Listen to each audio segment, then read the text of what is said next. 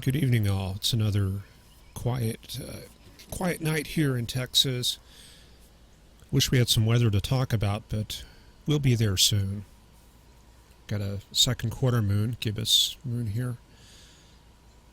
Surprised what the detail you can get with these This is a $130 used camcorder I got. Kind of amazed. Okay, well, this brings us to our Texas map. So what do we got here? Got some cyclogenesis here. Looks like some lee-side troughing in Colorado. And then we can see high pressure. And there's a difference from yesterday and earlier last week. If you look at the isobars, which are the black lines, you probably remember that they were kind of configured like this. So we were seeing kind of a gradient coming from the Bermuda High out to the east, and we were getting like some really deep southeasterly flow. And so what we're seeing now is kind of like the reemergence of high pressure to the northeast. Now, we did have a high build into Texas yesterday with that front that we saw come through, and now we're seeing it behaving more like a Great Lakes type system. So we're blowing in some air from the east. And if you saw that time-lapse clip of when we were looking to the east and you could see cloud fragments coming from the northeast, that's kind of what's going on here. The frontal boundary is holding pretty stationary across Louisiana there. That's the tail end of the front, so we're seeing some thunderstorms out that way. But here in Texas, it is pretty tranquil. Lots of 60s dew points. And to find 70s, we only really see that along the line from about Lufkin down to Beeville. So lots of drier air across Texas. But once we start reestablishing that southerly flow, we will start bringing in that moisture once again. So let's see what's going on elsewhere in the country. Looks like the heat wave in the northwest has subsided again, so we're back down to 72 here. Now you can see we've got more of a northwesterly to northerly flow. So we've brought in a different air mass, it looks like. This is more of what we might call a maritime polar air mass into the northwest. In fact, this may be the leading edge right here. Although, normally in Idaho we've got kind of a component like this. This is a very normal fair weather component, so that could be what we're seeing there. Although temperatures in Nevada, look at that, we've got upper 80s, which is above normal. So yeah, when I'm seeing that, I'm thinking, yeah, probably a front somewhere in here. And the wind field here kind of bears this out. You can see that wind direction change. Those fronts are very tricky to find in the western U.S., so it does kind of pay to do some practice. If you're interested in that part of the country, you know, definitely try that out. And the Weather Service centralized analyses are not always accurate. There's a lot of forecaster bias, and sometimes they just do the work very quickly and just kind of fudge the results. And a lot of times your analysis will be better than what they've got from those centralized charts at WPC. Well, it looks pretty hot across the southwest. Lots of hundreds. You can see that here all the way from Las Vegas down to Phoenix. Let's check out the northeast U.S. Haven't really done that in a while. And we do see northerly flow across that area. Let me get rid of the radar. There we can see lots of 60s and drier air. Dew points down in the 40s in that area. So this kind of tells us that we've got a high pressure area out in that region. So you see that counterclockwise or that clockwise flow here. That suggests high pressure in Indiana and Ohio. Then we'll take one look at the southeast U.S. here. Now, normally we expect to find them in deep easterly flow. So that would be air flowing kind of like that. But that's broken up a little bit by that front that has made an incursion down to the Gulf Coast. So you see those northerly winds right there. Although down in the main part of Florida, yeah, we do see those easterly winds. And maybe a slight cyclonic bit of curvature in here, maybe suggesting something down in this area. Although that, that would be very weak. Looks pretty dead as far as advisories here in the U.S. September is often like that. Low pressures low temperatures have come up a little bit. So yesterday we were seeing lots of 30s and 40s up in this area, and now we're seeing 50s coming back. Likewise, conditions in the U.S. are pretty fair on the infrared satellite. Got one little, looks like baroclinic wave coming through this area here. Might be some jet stream energy. It's like the monsoon is a little bit active across the higher terrain of the southern Rockies and New Mexico. And out in the southeast, you can see that frontal boundary right there from Georgia down to Louisiana. The tropics looks pretty quiet right now, but we can take a closer look, looking at the precipitable water on the GFS. Let's look strictly at the analysis panel. Now we do see some higher precipitation in this area, higher precipitable water in this area, but not a whole lot of curvature to the winds. In fact, they're pretty weak. We have to go all the way out into the Atlantic to find a stronger system.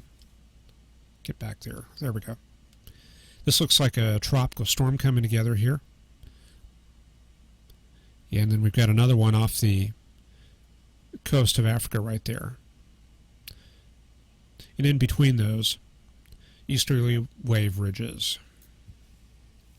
Now, one way we could take a closer look at that is to bring up the DIFAX product. I don't know if you've ever looked at this. If you put DIFAX, D-I-F-A-X, into a search engine.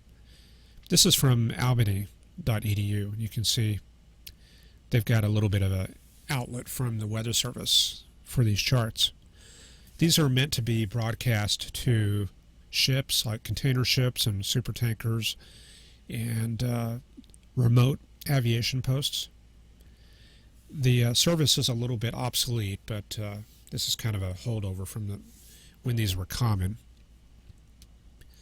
But these charts are very usable still because they have an immense amount of data.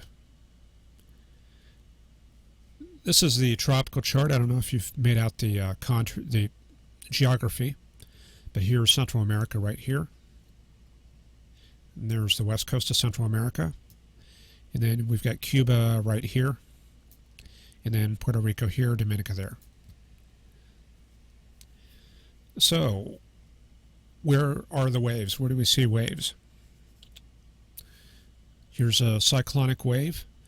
You remember on the surface analysis for the southeast U.S., I was kind of thinking maybe something down in this region.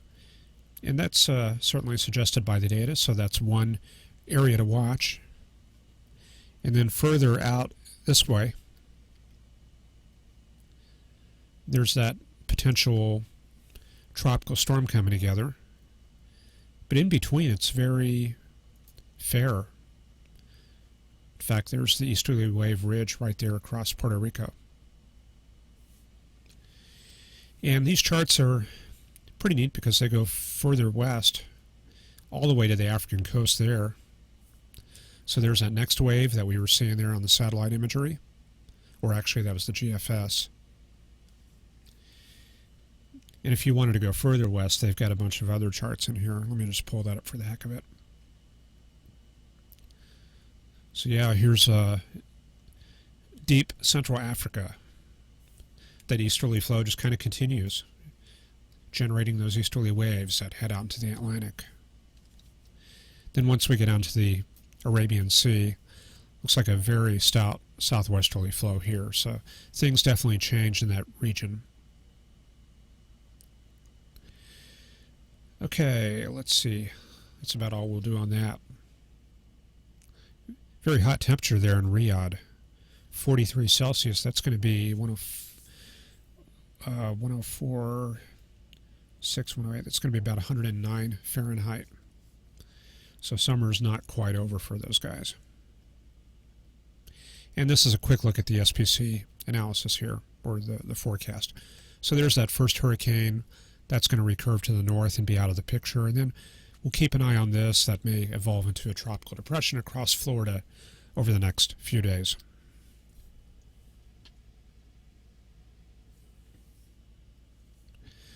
So we're going to change up the charts a little bit and show you the forecast. This is the 500 millibar heights and vorticity. Let me get that centered. There we go. So we're starting out with a bit of a broad ridge across the central U.S. and a trough across the Pacific Northwest. So that deep northwesterly flow, that's associated with that cooler incursion of northerly flow we saw at the surface over Seattle and Spokane in that area. So what happens with this trough? Well, we can see it trying to push out a closed low, cutoff low. It's trying to cut one off here. And in fact, there it is, spinning there across Reno, the Great Basin, and then it lifts northward and gets picked up. Then we get this other wave coming in from the Pacific. And if you look closely in the data, you can see another trough coming into Nevada. So we're generating a lot of these cutoff lows. So here's one over West Texas. This is going to be about September 19th, so after the weekend. And then there's another one coming in off the California coast. So we're picking up a whole lot of these. So this is the next big one over the Arizona desert, September 22nd. But look at this. There's ridging building in from the west. And when you get a big ridge build in like that, big cutoff flow, that tends to kick these things westward. And there it goes. But man, we were talking yesterday about northwesterly flow and what this would be like if it was December or January. Look at that coming into the northern plains here from Canada. The flow goes northwesterly, big shortwave disturbance comes through, and we just open up flow from the Arctic. Like that. If this pans out, again, this is 360 hours out, September 26th. But if that pans out, we are going to get our first outbreak of actual cold air. So that would probably bring maybe frost conditions to parts of the Midwest. And just for the heck of it, let's look at the North American picture on that. So it's interesting seeing a little bit of winter starting to appear in the charts. Definitely getting to that time of year.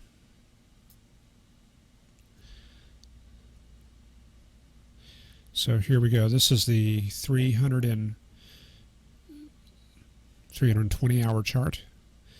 Get some strong ridging across much of Alaska and the Canadian coast, and there we go. Very deep northerly flow across the U.S.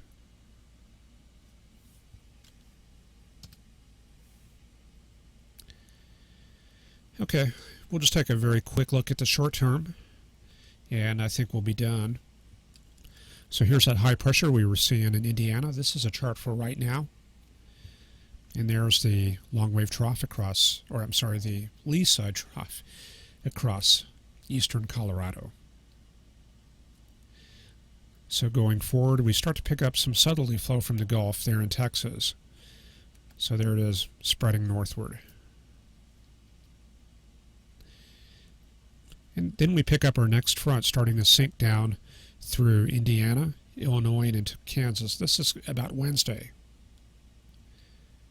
And what happens with that? Not much.